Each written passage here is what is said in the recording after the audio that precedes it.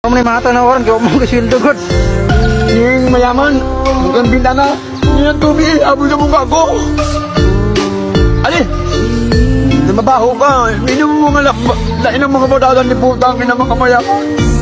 Pag makaawa na ko nang mati ako kung yung pagkain lang, kita itapon mo, ibigay mo lang sa akin. Oo nga. Siling ng mayaman, di puta ka. Mas mabuti pang ipakain ko sa hayop ko, kita ipakain. Hindi puta, di mo wala nanginginig ko. Yung mga mayaman palang ganun.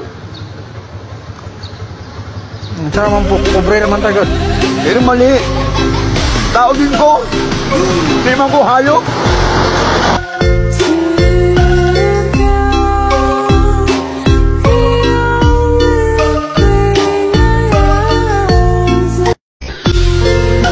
Pag nagunagot, hindi ko na nga nagtiplag na ako. Yung mahal ko mga anak ako. Ay, kala ng mga tao, buwag-buwag na ko. Salamat nga ako kay Daya katulad mo na naawa sa akin. Hindi mo, kung di kayo naluja, hindi ako makakain, no?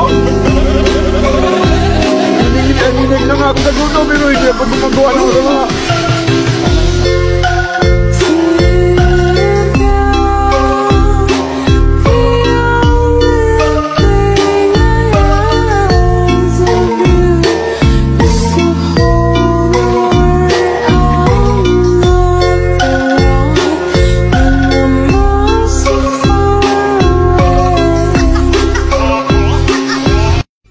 At itiningin niya ang kanyang mga mata sa kanyang mga alagad at sinabi, "Mapapalad kayong mga dukha, sapagkat inyo ang kaharian ng Diyos. Mapapalad kayong nangagugutom ngayon, sapagkat kayo'y bubusugin. Mapapalad kayong nagsisitangis ngayon, sapagkat kayo'y magsisitawa.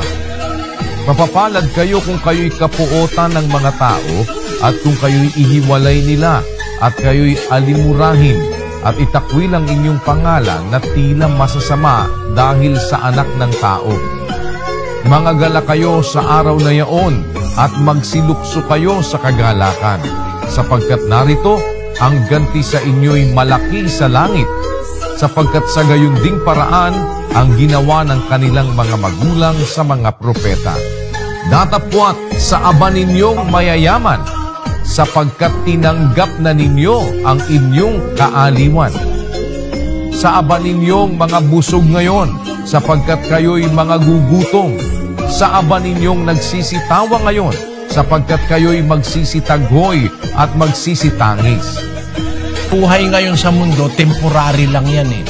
Merong ibang buhay na ipinangako ang Diyos, yun ang buhay na walang hanggan, kung saan lahat ng naagrabyado, lahat ng mga inapi, lahat ng mga taong nang hirap, gagantimpalaan naman ng Diyos.